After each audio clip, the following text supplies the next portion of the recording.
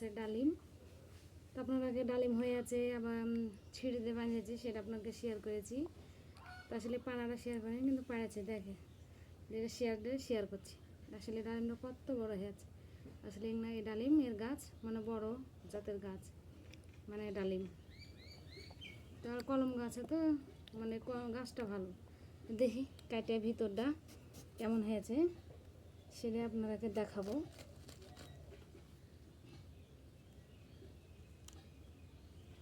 তো কত সুন্দর, আসলে এই মশলা অনেক সুন্দর হয়েছে। গাছ দিতে মানে কালার হয় না বেশি লাল টকটকে, কিন্তু যেরকম সাদা থাকে কিন্তু খাইতে মিষ্টি। তো দেখি খায়া কেমন হয়েছে, আমি মুখে দিই প্রথম।